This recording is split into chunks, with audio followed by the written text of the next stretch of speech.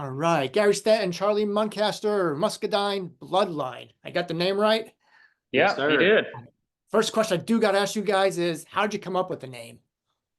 Yeah, so I mean, when we were first starting the band, Gary and I, full transparency, we were just running around as Gary and Charlie because we didn't know that we were really going to work together in official capacity. And then once we finally built a lot of chemistry and decided we were going to do this thing together, we were like, well, we got to have a band name. So we were just driving around looking at stuff, and we looked up to a lot of bands that had like a real band name. We wanted something that rhymed and something that sounded inherently Southern. And we landed on Muscadine. And like we said, we wanted Muscadine. Do you know what a Muscadine is? I had to look it up, about an hour ago. So you named yourself after a grape, basically. Yeah, exactly. So it's a really Southern term, and it's a really Southern thing. If it's kind of one of those things, if you know, you know. And, Bloodline is kind of like just your heritage, where you come from. We're really proud of where we come from. And so that's where we landed. We always joke that all band names suck unless it works out. So we're still chugging along. So hopefully it's working out just fine. When did you decide the name Gary and Charlie wasn't going to be the full-time name? When we took it seriously, we were just kind of just roaming around playing cover gigs in bars and that sort of thing in college towns. It was just a paycheck. I just graduated and moved up to Nashville, and then Charlie moved up a couple months later, and we're like, man, people are saying we sound good together. Let's try this thing. We ain't doing anything, else besides just playing these 4-hour cover gigs, and then it just kind of took off, and we've been still at it for 9 years. Well, what was the second choice of a name? Golly, I couldn't even tell you right now. I don't even know if we had a great one, man. What didn't make the cut? I think we just kind of had one. I remember one was called Dry County Riot, but it just sounded like too much of a metal band, Southern metal band. So we were just I don't know. We were just kind of, honestly, when we came along with Muscadine Bloodline, it was just we don't hate that. Let's just do it. And after deliberating through, just throwing ideas at the wall, and we were like, all right, yeah, that we don't. Neither of us hate it. Let's do it. And then that's where we landed. Well, you said before that the name it's a Southern thing. If you know, you know. What's the most non-country thing that you guys do? Non-country? Non-country something. Is there a mani-pedi in the way? Is there something Broadway shows or anything? Most non-country thing I do is probably play golf. Yeah, not much, man. Just kind of we're from Alabama, that's just inherently our personalities, and it's hard to hide this redneck, buddy. Yeah, so there's nothing, no mani-pedis, no bougie things, hobbies. Yeah, Charlie plays golf. I've never played around in my life, but I think the Southern people play golf too. True. So it's called the country club. So I don't know. Well, how come you haven't gotten to golf yet? Because I have addictive personality, and I already have a couple of things I'm pretty passionate about, and I just don't have room for one more, because I'll try to be played on the tour if I start. It's a game that's addicting for sure. Well, growing up in Alabama, I read Mobile. Did you guys have to have an allegiance to either Auburn or Alabama? Yeah, we did. We're both actually Auburn fans. We kind of don't fit the odds of two guys in a band from Alabama both being Auburn fans is pretty slim. You don't get to choose though when you grow up in Alabama. It's kind of like an impression on you early, and both of our parents went to Auburn, so we were, from an early age, we were taught that Alabama is the enemy. So we, for better or worse, for as much torture as that may have caused us over the years, we're Auburn fans through and through. And Gary graduated from Southern Miss, so he's also a Southern Miss Golden Eagles fan. Yeah, but I grew up an Auburn fan, and that's the big leagues. So my team's Auburn. My parents went to Auburn. Always been Auburn fan. Have you ever played in Tuscaloosa? Yeah, plenty of times. We'll say roll tide on stage. We ain't afraid of it. We know where we stand when we're there. But it's definitely enemy territory when we go there. It's like Michael Jordan used to say, man, everybody buys tennis shoes. You know what I mean? You got to be nice everywhere you go. Mm-hmm. So when you're out there, being from Alabama, have you been asked to play a national anthem at any of the games, or has that come up yet? No, honestly. Not really. I think we've had some opportunities, but I don't know. There's a lot at stake when you get up there and sing that national anthem. no one ever remembers the good ones besides Chris Stapleton. They only remember the bad ones. So there's really no winning there. You know, it's Yeah. like you either blow it away and you're the new best national anthem ever, or you just get made fun of for the next 48 hours. That's funny. You just brought up Chris Stapleton. I've been singing his song like all morning today. I've been singing Wild Horses. Like, do you have somebody that goes through your mind all the time, or do you have somebody that you guys always sing to? Have a go-to song in the back of your head that's not yours? Man, I mean, I feel now like that I just like stick on, it'll be like for a day or so. Honestly, that my wife's been listening to that Chapel Roan girl, so I'm singing "Hot to Go" in my head all the time right now. But, yeah, that's fair. It's usually dictated on our wives' listening habits, but we listen to so much music all the time anyway, so it's like we're always humming something, man. Did you guys play sports in high school?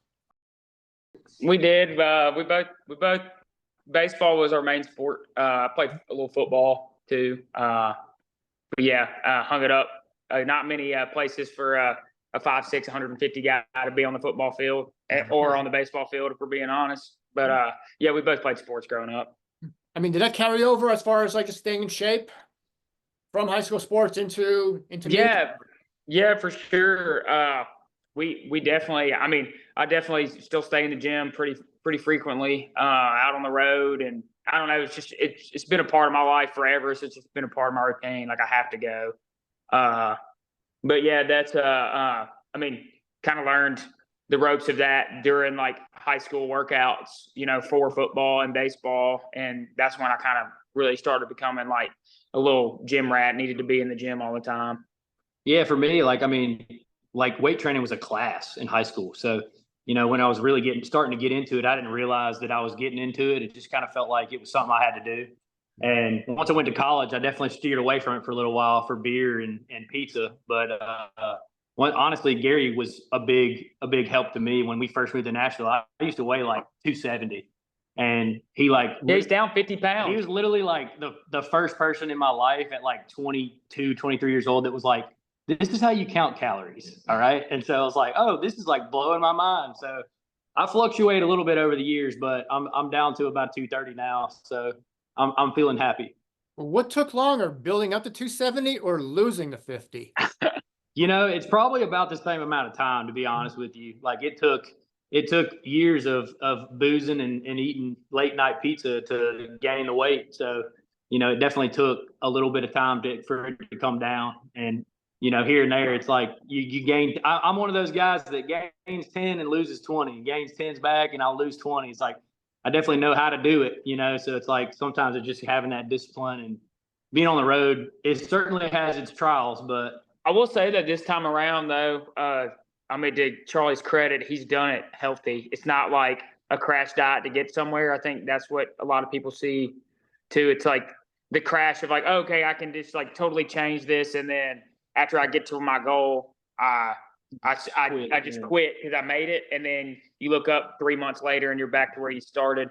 I feel like Charlie's got a pretty good grasp of like, you know, now like what he needs. I've honestly been the same size, I think, since Gary doesn't show many fluctuations. I've maybe fluctuated 5 pounds up or down from 150 pounds since I was 12 years old. So it's like, yeah, I've kind of just like know how to maintain and that sort of thing. And going on, you know, stints of like cutting really strategically and getting down. We also have I got to give him a shout out too.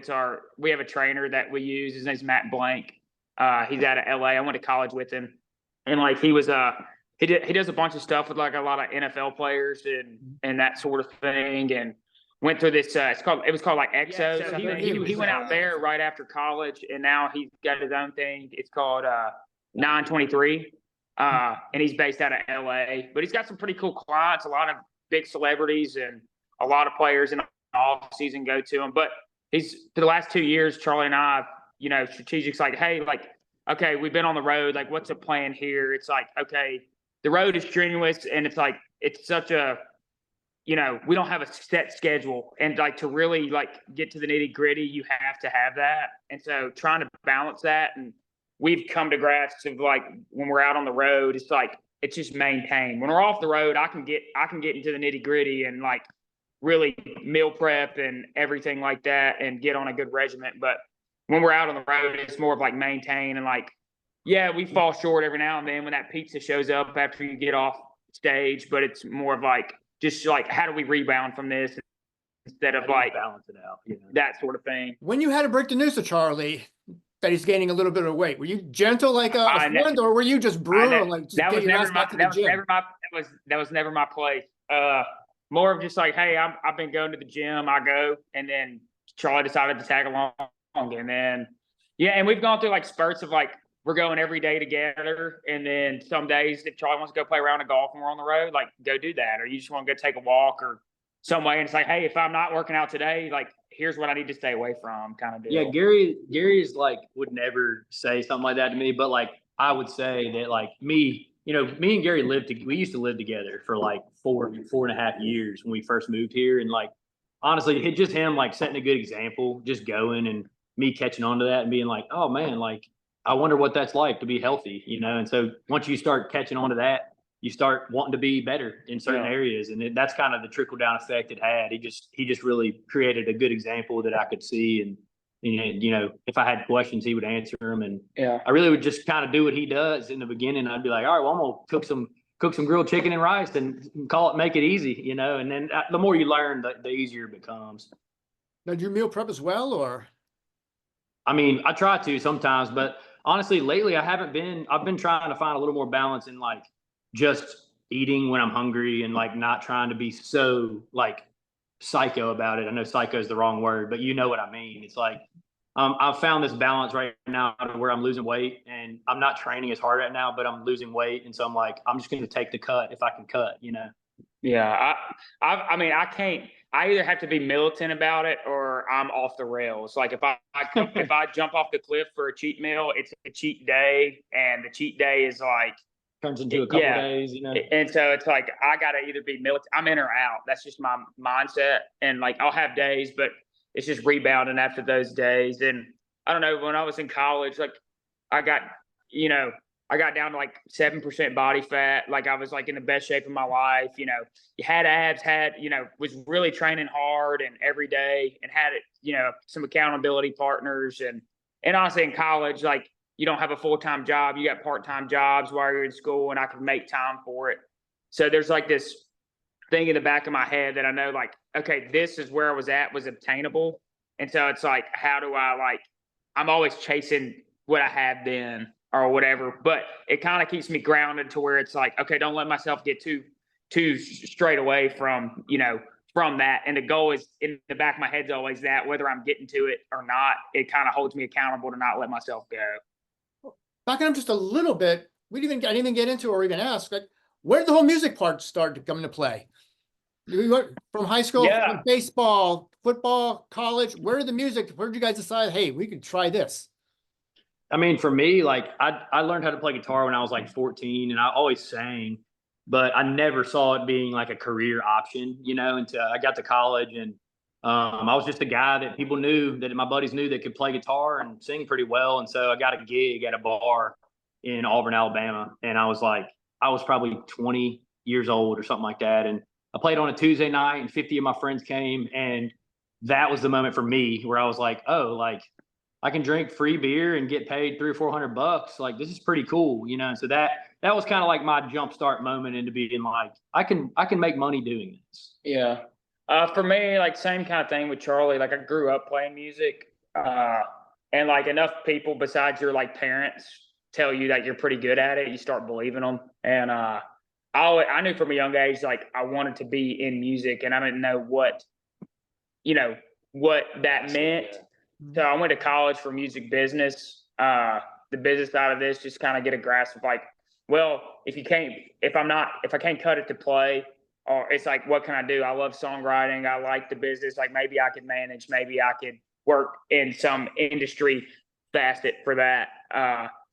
So I've always known from a young age, like that's what I wanted to do. But performing, you kind of get that itch when you're, like you said, Charlie, in college. It was just kind of same for me. You start gigging and, put a band together and you start playing and see how fun it is. Yeah, you see how fun it is. Girls really like it. And then you're just like, all right, like this is something that could be cool to do. And then just both of us kind of just were like, hey, like we got nothing to lose here. Like he could always go back to doing that, like playing in the bars. I got a degree. It's like, let's give this thing a shot. And we moved up to Nashville, and like within 6 months, kind of started really seeing some traction. And so we're like, well, dang, this is working. Let's just keep at it. So we just kept at it, and kind of still just how we operate today. We operate the exact same way, really. It's just a lot more eyes on you. Every now and then you fumble into a good opportunity and you just chase it, you know? Yeah.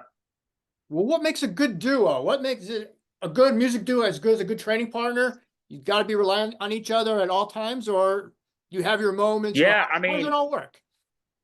Well, there's definitely that aspect of like putting your, life in Charlie's hands and his and yours. We both represent each other. So like, obviously there was a learning curve to that, and we had to just grow up. But I'd say like Charlie and I, over 9 years, we pretty much been married for 9 years. We've seen each other a lot. And so it's sometimes more than our spouses. Yeah. And so it's like spending a lot of time together. You pick up on how people, react to things and those sort of things. And it's just kind of learning. But we have a open, honest relationship. When someone needs to get, a kick in the rear end, or someone needs to pick me up when they're down, that kind of thing. Like, it's really nice because, someone else is in the trenches with you to like, pick up. And it's just kind of one of those things. It's a 50-50 thing, but sometimes, it's not 50-50. Sometimes Charlie's got to be 90 to my 10 or whatever, and vice versa. And so it's kind of like a lot of accountability, communication. Like Gary and I have built a good relationship over the years, like you said, where it's like, sometimes I'm slacking off and he's like, hey man, I need your help. Like, let's bust ass, and so it's like, it's good to have that mixture, I feel like the challenges that could create from a duo actually are like advantages for us. And it's just a yin and a yang thing. It's like Charlie's got some attributes that I don't have, vice versa, and they work together because we were the same people. Like, I don't know if this would be impossible. I'm seeing that a lot in country music now. Just a lot of collaborations, a lot of duos like Riley Green, Ella Langley, Morgan Wallen, Post Malone. You guys with Lainey Wilson. I mean, why is that? Is that something? Is that a theme now? Is that just something, a trend, or is that something that where you just feed off each other? How does that work? I mean, it's definitely. I mean, you could tell it's a trend. Like, I mean, it's just people putting their brands together and trying to like gain some exposure. But anything we've done hasn't really been like for like, oh, like we could like the thing with Lainey was like that stuff happened before Lainey really popped off. We were just been friends, and so it's honestly for us, it's just more organic when it feels right, kind of opportunities and those kind of things. We're not like actively looking for them. They'd be strategic if they were, but also come naturally kind of deal. Like, I think just a lot of people, like, especially in country music, especially, it's like, I think people just want to make music with their friends. And I feel like that way a lot about the collaborations in country music. Like, everybody's pretty tight. Like, we know all those people, and it's like, it's just trying to have fun doing it, make it a little interesting. Now, you guys, as I guess a collaboration, you guys have a routine? You guys like to work out at the same time every morning, have I guess 9 to 5 writing songs. I'm talking about road or at home? Yeah. It's not at home. It's going to be a double question, but I'll say at home first. Yeah. I mean, at home, definitely, I think you're more like, it's more conducive to have a routine when we're home. I mean, every day is different in this industry. Like, some days are really busy. Some days are just kind of off days, but Charlie and I do make time for ourselves. And like, we kind of have like, it's not a hard rule, but like, we kind of like, once it gets about 5 o'clock, we kind of treat it when we're home, we kind of treat this like a day job. So it's like when we're home and our wives get off work or, that, so we can have time there. It's just the balance of the work balance and that sort of thing. And I think that's one thing Charlie and I've really gotten good at. But yeah, my routine in the morning, I go work out every morning. Like, and even on the road, like after I wake up, we usually have, our sound check or load ends at noon. So it's like, I got that window between, I wake up usually around 8:30, when depending on how late we have to stay up the night before. And like, you just got to make time for it. And sometimes I got to make time for it in the afternoon. Yeah. Sometimes it doesn't work out in the morning. Yeah. And so it's like, you got to make time another way, but routine is it's something I really, really crave, but this is a hard industry to have it in. Yeah. You got to kind of be flexible, like you can only have it 70% of the time, Yeah.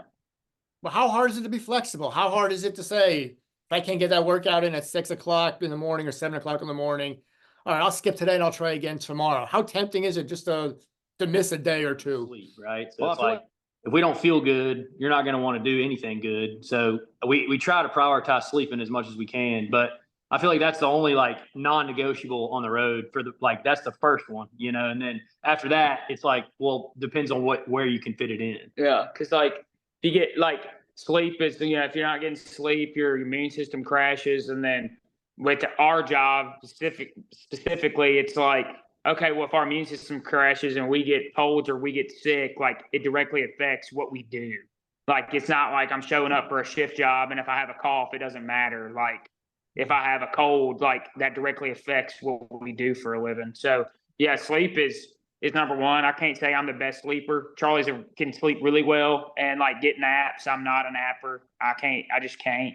But no, it's just like, just circling back, if you want to do it, you got to make time for it. And it's just like, if you're going to make time for it, just find a way to make time for it. And if not, like, it is what it is. We start tomorrow. And it's just like, but my mind kind of works like, okay, if I go to the gym, it's like, okay, I've already won that battle. So it's like, now it's like, what am I going to put in my body today? I'm more conducive to be like, oh, well, you know what? I'm not going to get, fast food for lunch, or eat Oreos or whatever it is. It's like, I'm going to be more cognizant of like, my mind works is like this, everything's a building block off of like, if I work out that day. And so like, I really try to go every day, and most of the time I succeed. It's just a matter of sometimes you play a county fair and there's not a gym around. So maybe it's a long walk or something like that, but I try to make time to go. Well, on average, how much sleep do you guys get? Is it vary on the road and home? On the road, probably 6 to 7 hours a night. Yeah. Some nights you'll get some better ones, but yeah, I'd say it's about 7 hours would probably also, be taking into account when you're on the road, it's like you're sleeping on a moving vehicle. So it's like, it's not REM sleep. Yeah. Like I'm like really nerdy about sleep. And like, I used to wear like sleep trackers religiously. And it's like, I'm to the point where I take them off now. Cause I would like let the results dictate my day where I'd wake up and be like, you slept like crap last night. Like your body's at 20%. And then you like start thinking about that. Like, you're like, well, maybe I shouldn't train today or whatever, or maybe I shouldn't go do this walk today or throw the football with the boys. But, it's like you're getting 6 hours on a moving vehicle. Like Gary said, it's like, it's not the deepest sleep ever. It's sleep, but you get home on Sunday a lot more tired than you think you will be. Yeah. Sundays are reset. So it's like, because usually we come home, we feel like this weekend, and like, it's something about when we finish a run of shows, like we're all like want to hang out and we stay up late.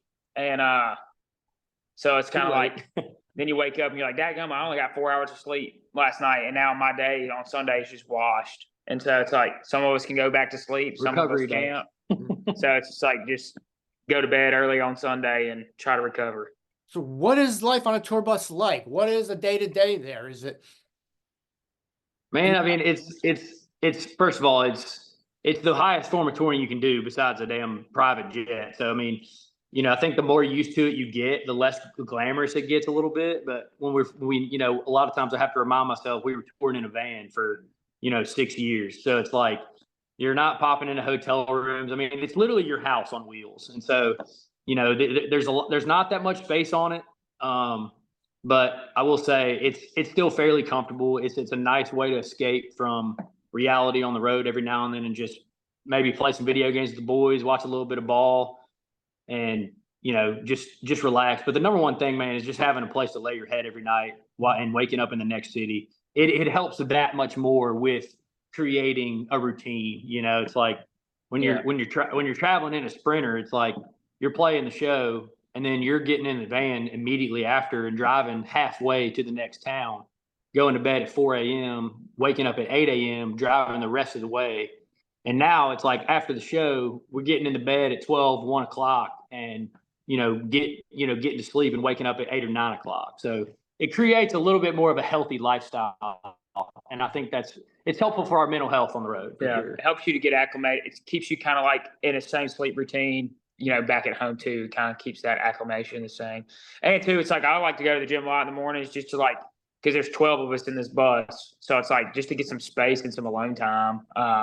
and just put the headphones in and not have to worry about anything at that moment or talking to anybody or whatever, you know, you want to do. You bring gym equipment with you on the bus or on the? No, I just find it. We both have Anytime Fitness memberships. I got a gym I go to regularly when I'm at home, but there's pretty much, if there's a town big enough for a strip mall, there's usually an Anytime Fitness in there. So it's like $30 a month, get you into any gym in America is pretty helpful. Yeah. So Shout out Anytime Fitness. And if not, if they don't have that, it's like, we'll find a place, just pay a guest pass. If it's a Gold's Gym, YMCA kind of thing, or Crunch Fitness, whatever it is. We've been to every single chain, I can tell you that. But, and then also too, you'll mess around and get in these like little small town gyms that are like, you're probably getting, tetanus, getting in there, but it's like, hey, it is what it is. Let's get this workout. Do you have a go-to workout on the road, you guys, or? No, I mean, honestly, our trainer, I'm kind of in and out of that one. He has something set for us, like our workouts are separate to fit like what our goals and aspirations are when we're on the road.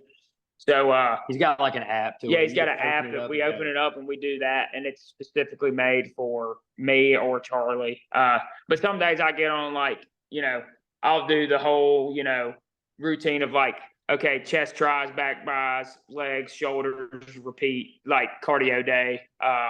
We ain't afraid of a bro split. Yeah. And so we'll do those. And like right now I'm doing a 2-day on, and then my off day is just a cardio and abs day, and then back to weight training. And then I usually take Sundays off just because it's a wash. So I'm pretty much 6 days doing something to just keep me active. What's your cardio of choice? What do you guys do? I'm gonna lift. I like or just a treadmill. Put it on the highest incline. Don't hold nothing. Put it on about that 2.5 and go for about 15, 20 minutes. Sweat your tail off. And then, I mean, I like if there's an assault bike or something like that, I like that too. Or sometimes I'll get on a rower just to change it up. Occasionally, Yeah, it's like whatever I have on hand. But I mean, my go-to is like just a treadmill, because I can just put on a playlist or watch a movie or something like that and go on for about 20, 25 minutes and just sweat it out and get it all out of me. I was gonna say, do you guys have to scale it a little bit depending on on concert night? No, I kind of treat every day the same. My body kind of reacts, like I feel better just after the endorphins from just a workout. I honestly feel better if I just go in the morning and get that. So no, I don't tailor it to like man, I'm not going to do like a strenuous workout, because we're going to get cardio, especially this time of year when it's hot and you're playing outside for festivals. I mean, and I sweat like no one's business. I'm soaking wet after a show. It's like I jumped in a pool.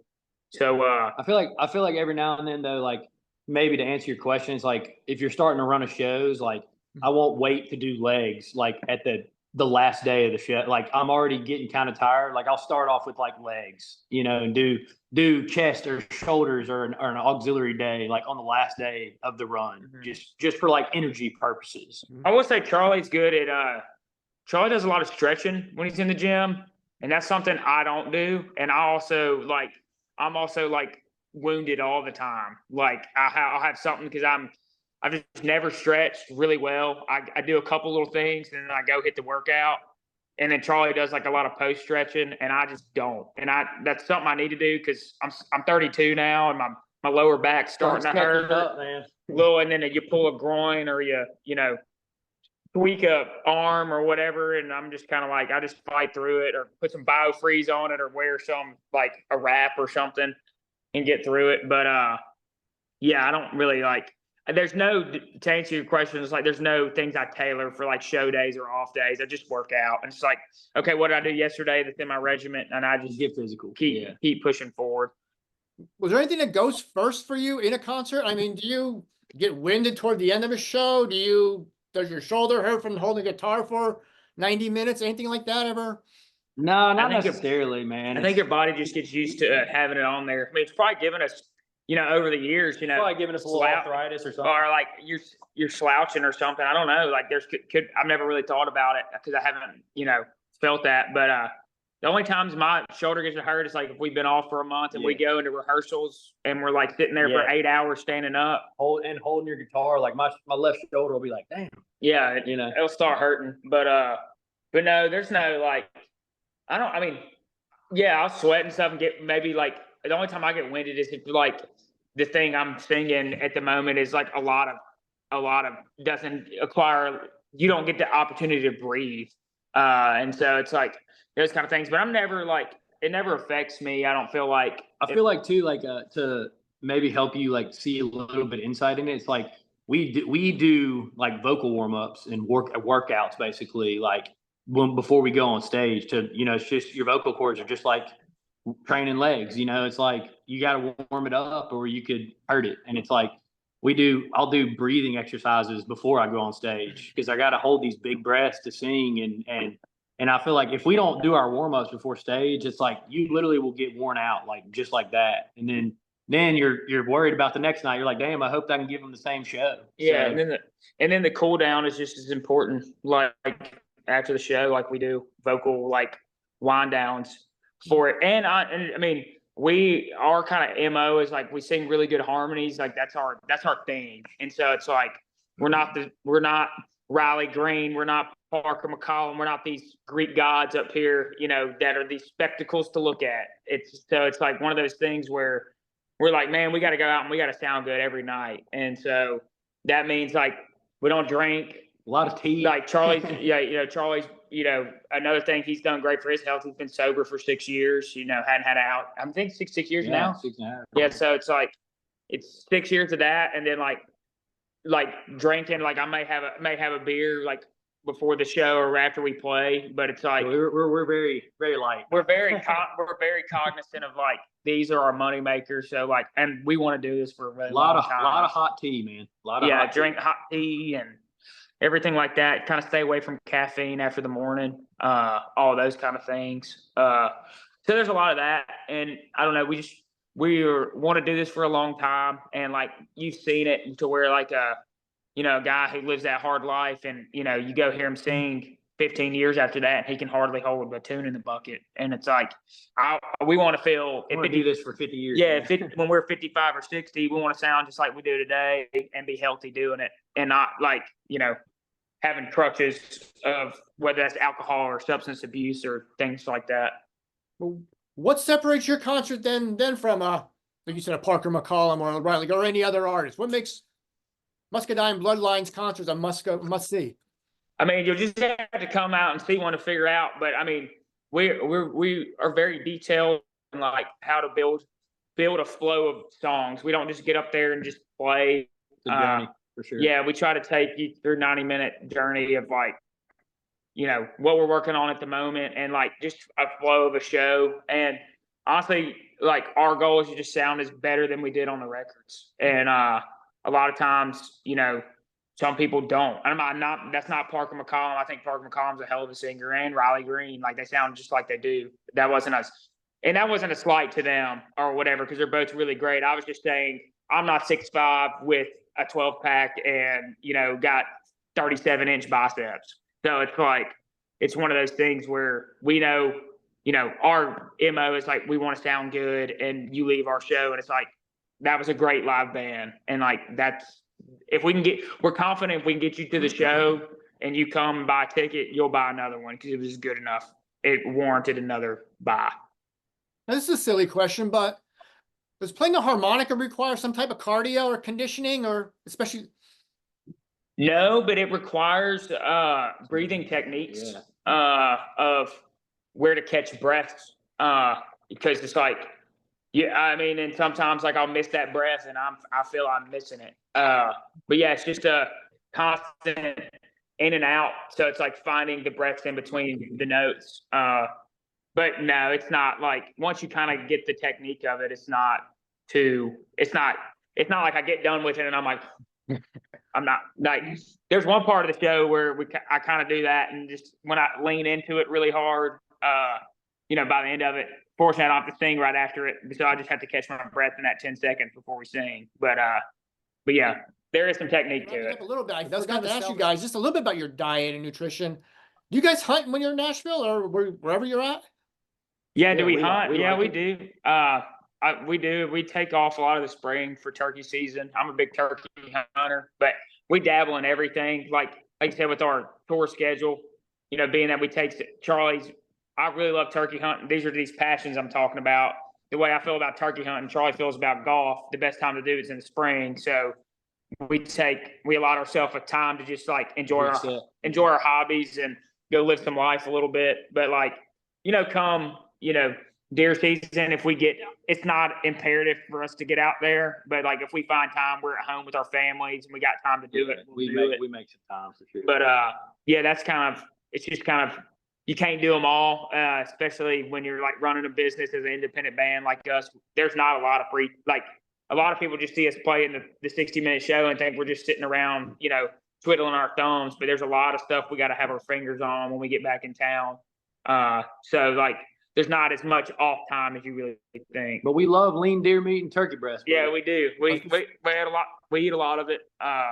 And so we got freezers full of it. And yeah, I got a freezer full of turkeys, but and we get after them there. So it's like I think I have like 7 or 8 turkeys still in the freezer. But it's one of those things. And I got deer meat too. But it's good. But like diet wise, like obviously we always, if you want Taco Bell, if you want a hamburger or smash burger, whatever, like don't deprive yourself, go have it. It's just like coming off of that. And it's like, okay, well, like I did that yesterday or I did that today. Like, let's not eat that again. Let's eat it. Let's make a better choice. Like a grilled chicken and rice or ground beef and rice is always a go-to. It's easy. And then those kind of things. So, yeah, it's just kind of the battle of like not letting yourself go and just kind of like, but when you have a craving, go scratch an itch. Just don't don't make the itch a week long. Right. Is it part of the meal prep though? I was going to ask. Is that part of your meal prep or is that just special occasion? Yeah, it is. I mean, like when you prepare it, you got to do the whole thing because it's been in the deep freezer. So like I'll eat on it for a while. Like, me and my wife did hibachi on the Blackstone with a whole turkey. And so I had a lot of turkey meat for, a long time. So I just kept it, after we ate, I just like separated the protein and just like used it as like the protein for meal prep for the next couple weeks till I was out. And I can eat the same thing every day. I'm pretty like, I don't have to have variety. Like I'm very meal prep, like, hey, if ground beef is in the freezer, well, ground beef's what I'm eating. That kind of drives our wives crazy, but we're the lucky ones that can just eat the same thing every day. But my wife does cook, but my wife works out too, pretty much daily. She was a cheerleader in college, so like she's always had like some sort of a workout regimen. She just enjoys working out. So when I come home, she cooks or whatever. It's generally healthy. Like it's not like, hey, I made some fried chicken and macaroni and cheese. It's like, hey, we're having grilled fish tacos or something like that, or those kind of things. Or hey, we're making bowls out of this or whatever. A lot of salmon on the meal prep too. So can you take any of that on the road with you, or is that just too much? No, we got a fridge on the bus, so I don't like. I try to at least like eat a meal a day that's meal prep if I can. Like some days we're flying and I can't, and the bus is already out, so I can't. So we eat a lot of Chipotle, a lot of grill. If there's a Zaxby's, eating grilled chicken, or Chick-fil-A's got some healthier options. You can find chicken and rice and vegetables pretty much everywhere, luckily. Yeah, so we just try to find and kind of lean. Okay, yeah. It's not like, I don't think ever Charlie and I were like, hey, like, let's go get a deep dish pizza before we go get on stage. Like that doesn't sit well. So doesn't sit well in your stomach when you're jumping around on stage. That's right. Sure. So, and honestly, like but I kind of save. We just honestly with us too. We usually try to eat like a bigger lunch and then like just eat when we're hungry after the show. I just hate going on stage and feeling like I need a nap. So it's like, let's go, have something after the show or whatever. And that's where it gets hard, is because when it's late night and keep that beef jerky and protein shakes around for late night. And it's because like our we got the Oreos on the bus, and it seems like every night somehow a pizza just shows up on our bus, and it's like a few of them. And God, when you're hungry and it's late and you see that cheese coming off of that when they open it, you're like, golly, I'd really love a bite of that. But if I eat that, then I'm eating 7 pieces of that, and I'm eating a whole sleeve of Oreos. So that's just that battle of discipline, night fighting off that. What's the longest streak you went without or with having a pizza? With that, like without touching it? Without actually having. How many days in a row did you actually, I guess, succumb to a temptation? And I will say last summer we were on it really heavy, and we were both like being very militant about the workout program. We had a couple guys in the crew that were also going to the gym with us, and so like we had all that accountability. So, and honestly, once you put it into practice for a few weeks, those cravings of like sweets, and if you deprive yourself of sweets and that stuff, like It goes away. honestly, like the thought of eating pizza, like it's like, oh man, I've been doing such a good job for these last few weeks. Like, I don't want to mess this progress up, baby. so I never really, we don't have like a, number of days haven't eaten pizza on the bus, but it's like, I'd say we've probably gone months with that, but it's just kind of sometimes, the devil tempts you, and you start dancing with it, and then you start eating that pizza, and it turns into something else. So, but it's just always having that balance of like, don't beat yourself up over it. Just like, let's get back to work and get back to what we were doing. I got 1 or 2 more questions. I did want to touch just on 6 years of being sober, Charlie. How did that all? I mean, congrats on that's awesome.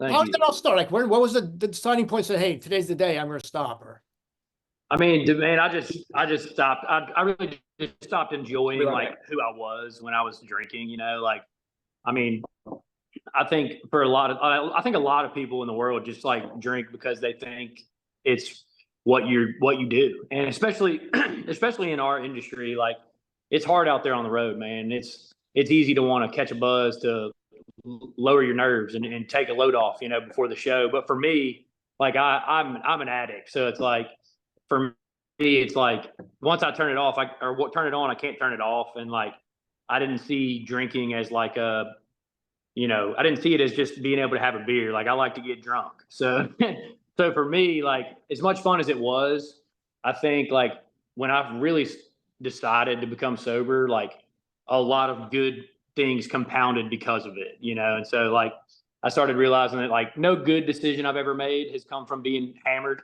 So it really was like as simple as that for me to be like, hey man, I think it's just easier for a guy like me to just be sober, and sure, there's times I miss drinking, like when at the beach or, if I'm on vacation with my wife in Italy, it's like, yeah, I wish I could have a glass of wine and hang out, but it's just best that I don't, is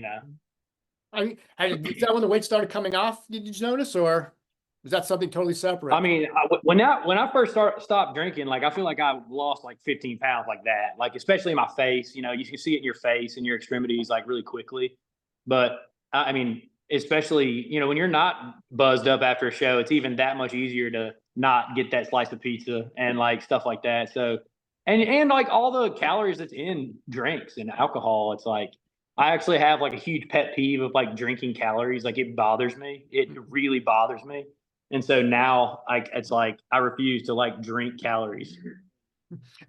Did you have to replace it with anything, or like with golf? Is golf now something that you do now as an alternative, or? Yeah, I mean, I guess. I mean, I feel like when I first stopped drinking, like a lot of people say, like addicts, you never quit. You always just replace it with something else. But I feel like I did have like a sugar craving pretty heavily after I quit drinking. But like, yeah, I enjoy ice cream and stuff like that every now and then. But honestly, like it's not something I'm like prioritizing every day. Like I've got ice cream in my fridge right now because my wife loves ice cream, and like it's not hard for me to stay away from just because I don't like to eat it because I know how calorie dense it is. But I will every now and then, like I'm human. I like sweet stuff. I like Oreos. I like it all. But I think that it's just easier. It's easier now to not make those decisions. Last question, and it would be for both of you guys. Like, what's the best piece of advice you've been given from somebody else in the business about about life as an artist? Oh man, Got a lot of good ones. I think a learned one that that we could give. Obviously, our the way we've kind of grown has been so like different because we're being an independent band. Like it's just us and our managers on the other side of the computer that kind of run this ship. But I would say for us, it's like, man, if you want to do this for a living, you can't have a plan B. Like it's this or nothing. And so that's how we've operated since day one. I can't really tell you if like someone's ever given me some kind of like advice that I was like, okay, this is our mantra now. It's just kind of lived experiences of just learning to do this. But that's my biggest one. It's like this, I have a lot of people, say like, it must be nice to do that for a living. And it really is. Like, it is nice to wake up and get to enjoy, like your work is what you're passionate about. But at the same time, it's like, man, there can't be like, if you're wanting to get into this, it can't be like, well, it's like, I have this really good job, but I want to do this on the side. It's like, nah, dude, you got to quit that job and you got to do this if you really want to do this and make it work. Yeah, for me, I mean, it's another one that I just kind of like learned through experience, but it's like, I try not to focus on the numbers of like followers and stuff like that. Like, it's like those things are fantastic. And sure, like a goal is to attain as many listeners and eyes as you can. But I try not to get caught up in the microcosms of it all. Like, comparison really is kind of like the idea of it all. It's like, if you're looking at your career and saying, man, like, if you're looking around and saying, I wish I had this guy, or I wish we could be here, or why aren't we here? I think that's a huge lesson that we've learned along the way of being like, dude, it doesn't matter what they're doing. Like, I'm happy for them. Like, what we're doing is what we're doing. Like, don't compare to everybody else. Like, be where your feet are, and it will be a lot more contentment that comes from that when you realize like there's only so much you can control, and it's in this room. Yeah, you can only control the input, not the outcome. So it's like, just work hard, keep your head down, and do the best you can, and try to make the best music you can. If it's good, people will find it, and it takes time. Like, some people have come and just like ran right past you, but we've just kind of been on this steady incline, for the past 9 years, and it's been a joy in the last few years. Like, Charlie and I put what he was talking about into practice, and it's just been such a blessing. I've never enjoyed doing this, more than I do now. And so we still feel, wide-eyed and bushy-tailed about waking up every morning and getting to do this. It feels like we're still just getting started. Right. Yeah. And so, even though we're 9 years in, like, we forget, we're like, hey, like, yeah, we aren't the new kids on the block anymore. We're 32 years old. We're not 22, just fresh out of college and, getting this thing started anymore. Like, so we're just enjoying every day and every day's a gift. And so we just can't waste them.